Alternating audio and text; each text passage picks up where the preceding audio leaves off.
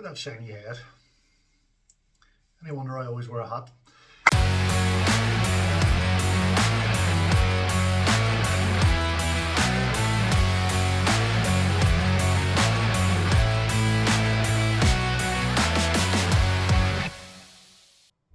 Hello and welcome, and as you can see we're going to do a beer review video, and today we're doing Pats Brewery's Soft and Juicy Bob, I think is the full title. And this is a New England IPA coming in at a 5.9% ABV. So we'll just give it a quick pour and then we'll get to talking about it.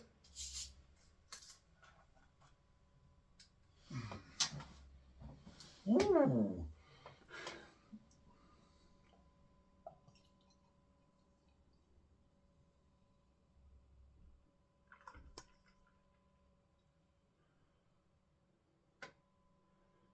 So there we go, nice head, nice cloudy appearance for sure. So as you can see, unfortunately it is starting to show a little bit of signs of oxidation, and the first thing to go is always the colour. So you're getting that sort of murky brown. Certainly from my eyes view, I mean, you've got the light there, so it's slightly different, but certainly in the sort of core of it, it's like a dark brown colour almost. But thankfully on the nose, there's no such signs of oxidation. So on the nose, I'm getting like a nice tropical, fresh fruit tropical flavour. Almost like a hint of pineapple, maybe a bit of peach in there as well.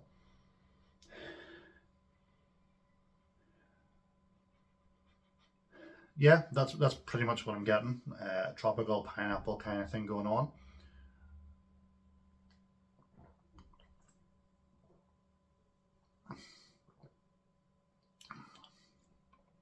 Mate, unbelievable. So first things first, mouthfeel, real thick mouthfeel, beautiful, full bodied, just around about the right level of carbonation. Maybe I would like it slightly less, believe it or not.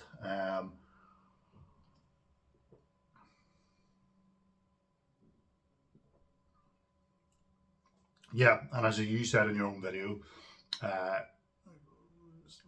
salivaceous, I think is the word.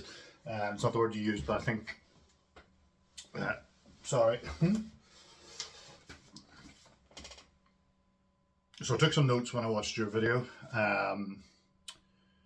You were looking for more orange colour. I can't really comment on the colour because obviously, as I say, we're starting to get a wee bit into the oxidation side of things.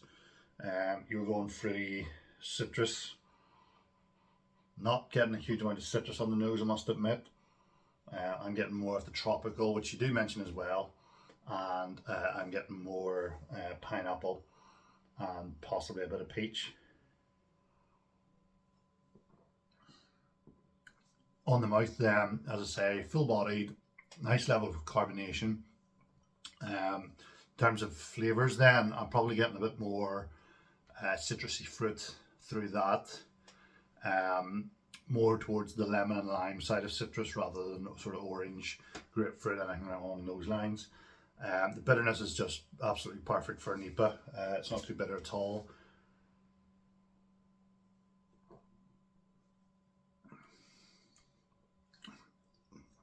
And it just encourages a huge amount of just juiciness in your mouth.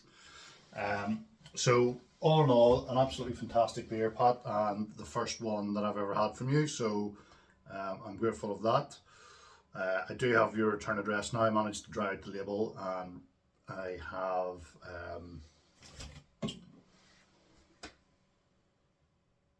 in this light it actually looks beautiful, doesn't it? Anyway, yeah, I do have your return address now, so in the near future, once I get back on my feet and my own brewing techniques and bottling stuff, I don't know where half my bottles are at the moment, between one thing and another. Once I get back on my feet, you'll certainly be on my list of people to send out to. You'll be top of the list. All in all, fantastic beer. Don't be too disheartened. That's not a word. Don't be too disheartened that the oxidation started to set in. I don't know anybody that can bottle an NEIPA successfully and send it. You released your video for this beer about 2 months ago, so maybe what, 2.5 months ago it was made. So you are meant to drink NEIPAs quite young, which this still is, and the fragrance, the mouthfeel, the taste is all still exactly where it should be. It's just where it's just the appearance then that has slightly gone.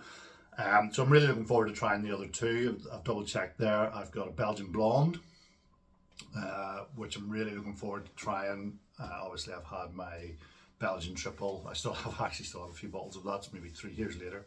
And I also have an oatmeal stout, which I'm looking forward to trying as well. I know previously on this channel I've said multiple times that stout's not my favourite beer, but in trying to learn a bit more about stout, I've actually grown quite,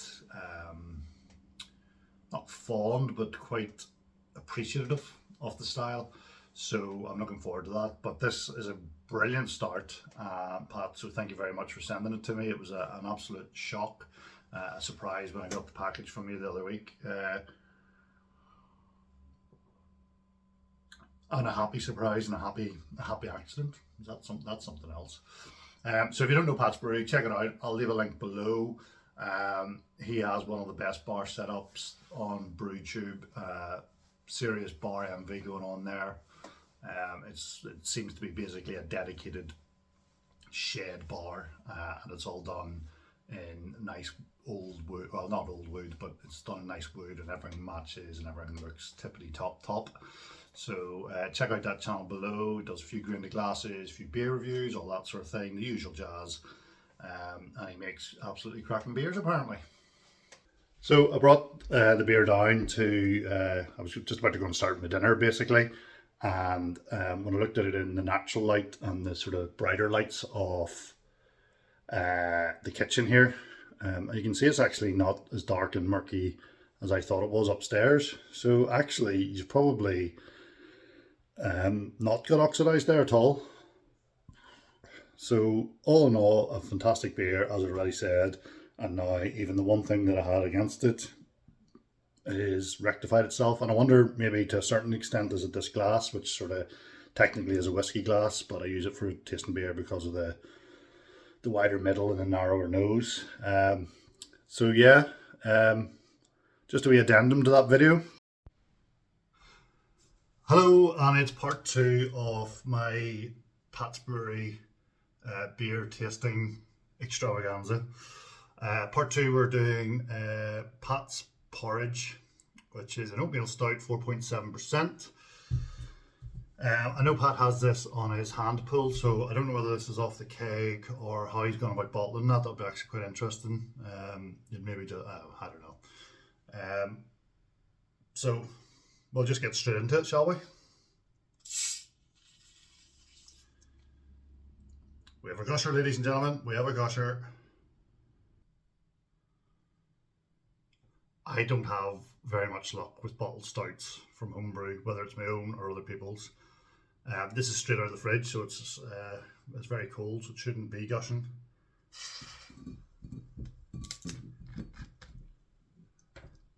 Yeah, we're not too bad. We're not too bad at all.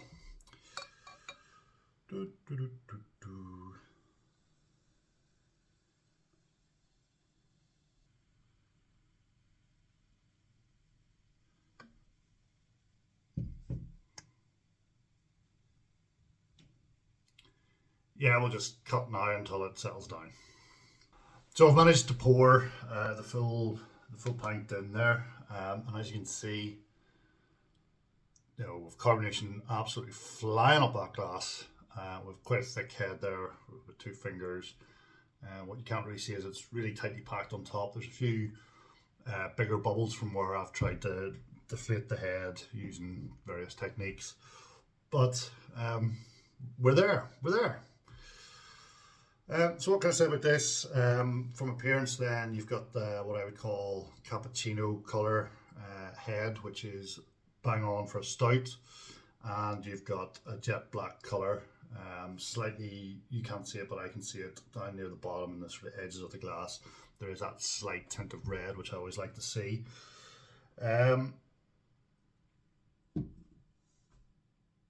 Yeah, it looks like an amazing pint. Good old school type of stout.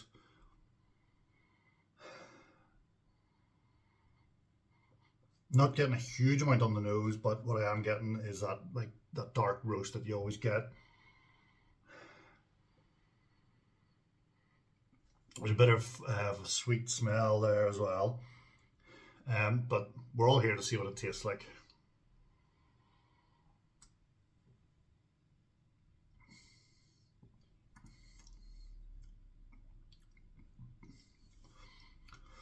It's a nice sort of, I would say it's probably medium bodied. It's slightly overcarbonated for what I would imagine an old school stout should be like. I would imagine it to be a bit more or slightly less carbonated, sorry, so it's like a smoother mouthfeel. That carbonation just kind of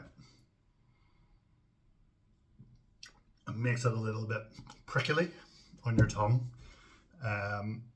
It is a bit cold, which is my fault, because I wasn't really planning on doing this video until about 2 minutes ago.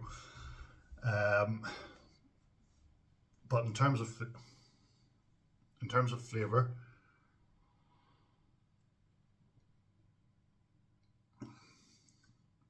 there is like a sweetness there. It's not the harsh. With stout, sometimes you get like a really harsh bitterness at the end, which you're not getting with this. It's really well balanced. It's medium bodied, as I said. It's nice medium bodied. It's got a nice sweetness. It's well balanced. So it's a nice medium bodied beer. I'm getting a nice sweetness. It's nicely balanced. Sometimes with stouts, particularly sort of the older stouts, they tend to have like a really bitter astringency towards the end. This doesn't have it. It's really well balanced.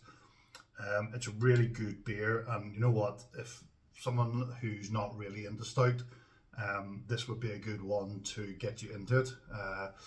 We all know on my channel, I've previously said I'm not really into stout. Now that has kind of changed over the last 18 months to a year, where I'm kind of into my dark beers again, or not again, just I am at the moment.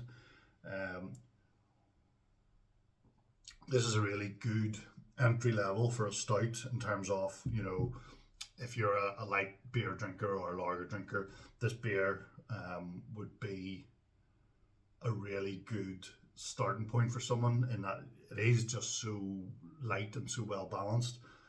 It's a really good beer, and I can imagine myself drinking a few of these, more so in the summer actually, which is unusual for a dark beer.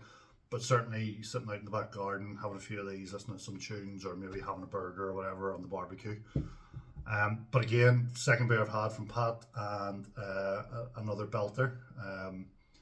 Certainly be looking at the recipe of this, which for those, you'll not be able to scan it off mine, but Pats Brewery, if you check him out on his own YouTube, I don't know why I'm pointing behind me. If you check him out on his own YouTube channel, you'll get the recipe, and sure, give it a go yourself. Anyway, we're back. It's third and final Pats Brewery beer, and this one is Southpaw, which is a Belgian Blonde, and it comes in at 6.8%, which seems a little bit excessive for a Sunday evening, but there we go. All I know about this is it's Belgian Blonde, 6.8%. It's called Southpaw. I haven't watched your video on making this one, Pat. I did see that the Big Banana put his video up tasting this. I haven't watched it either. Is this going to be a gusher? That is the first question.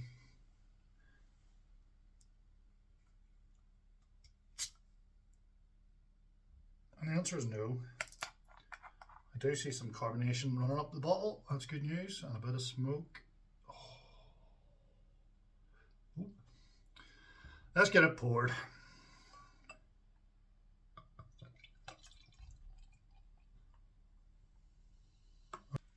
Oh yeah. Oh baby.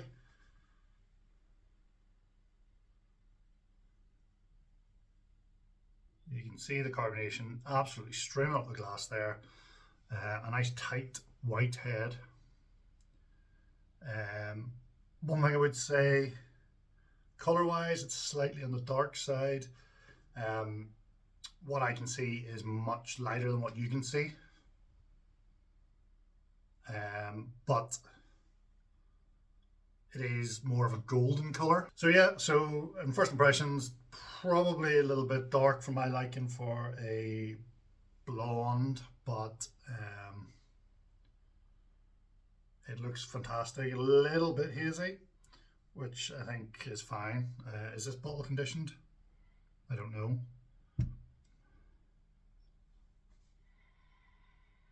Oh, I love Belgian beers.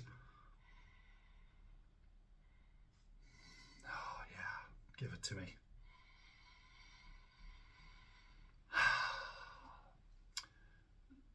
Clove, just clove. It's what's the word I'm looking for? It's slightly subtle, but that clove rock, that you've heard me talking about it before when I was talking about my triple, but it's like that clove, the apple jelly jam you used to get here in Northern Ireland. I don't know if you got it in England or whatever, but it's there. It's subtle. It's bringing me right back to my childhood. Didn't drink beer in my childhood, all right? Don't phone social services. Bit late now anyway. So we'll go for a taste.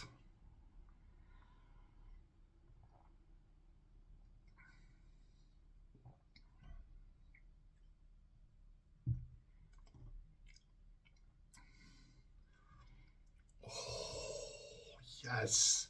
Yes. I don't have a hat on. Where's my hat? Do I have any hats lying about here?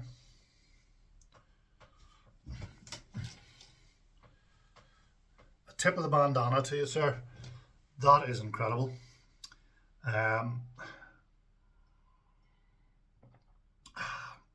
Thinking back to my triple that I've done, and I've still a few bottles in there, and I'm sure one's going to be open tonight now after this. But thinking back to that, this is just reminiscent. You've got that clove flavour, that real like sweet's probably not even the right word, but it's just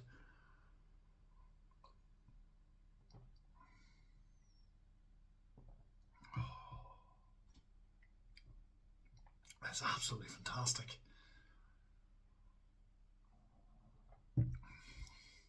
Now, what do I know about Belgian Blondes? Very little. But to me, it's slightly darker. Oh, that's a good picture of it there. That's a good. I'm getting what you're getting. So it's slightly darker. It's got that slight alcohol burn at the end of it, which I really enjoy. Which to me, I don't know what the style guidelines are for a Belgian Blonde, so I could be barking up the wrong tree here altogether. But to me, and again, that's perfect against the black is really good. To me, it's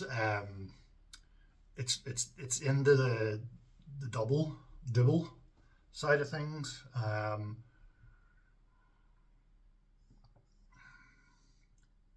But that like that appley flavour is just it's just incredible, and that's all I can really talk about because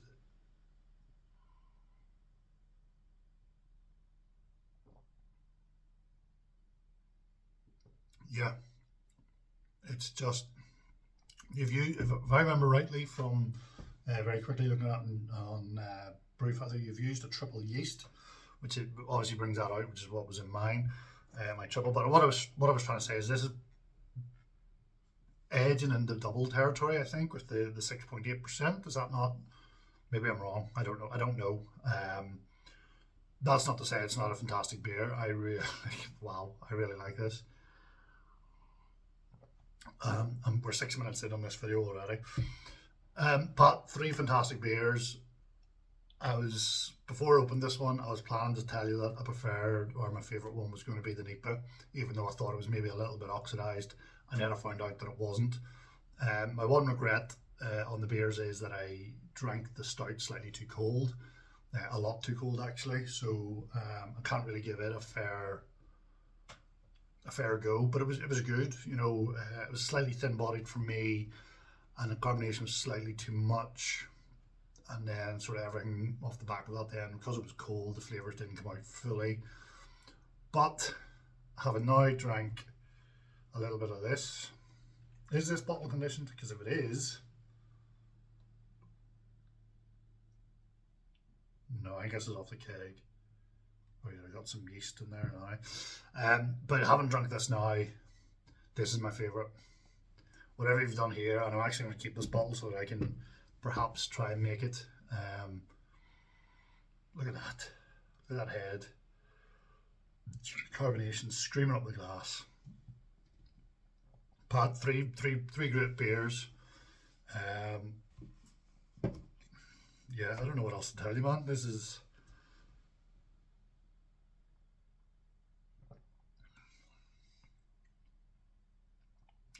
I really like that.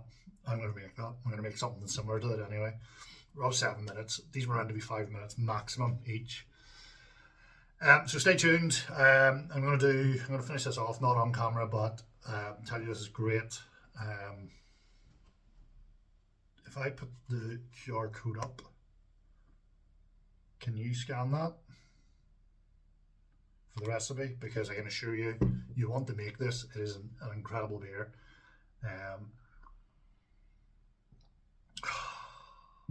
I wish I had more of those. Send me 3 of those next time. No, only joking. Variety is the spice of life. Yeah, so stay tuned. Pat has laid the gauntlet down. I have a gauntlet right here. Pat has laid the gauntlet down on the Chug challenge. So stay tuned. I'm going to do that at the end of this video. I can down a pint pretty quickly, but 2 pints in a go, I don't know about that. Yeah, guys, Pat, thank you very much. Completely unexpected beer meal. Slightly concerning how you got my address, but hey ho, I'm glad you did. I've now got your address, so once I get myself back up and running, able to brew or able to bottle off the tap again, I will certainly be sending you something nice. I have a couple of beers in mind of three empty kegs at the moment, so they need filled. Today is Sunday the 22nd of October, so hopefully they'll be filled by the end of November, all 3 of them. That's a busy schedule. Right, peace out guys. Stay tuned for the Chug thing, yeah. Okay then, just one more thing before I go. Pat restarted the 1 litre Chug challenge, and this is 1 litre of my own homebrew lager. He bought a beer. I'm just going to use the beer that I have in the house. We've got a stopwatch here. We've got a beer here. 3, 2, 1, go.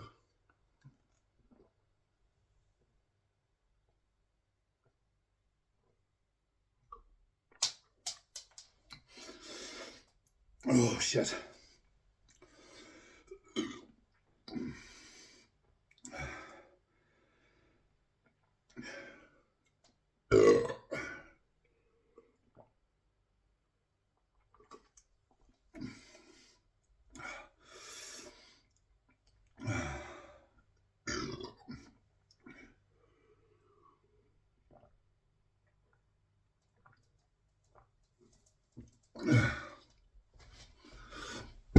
Oh. 39 seconds.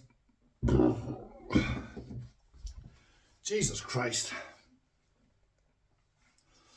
Drink responsibly.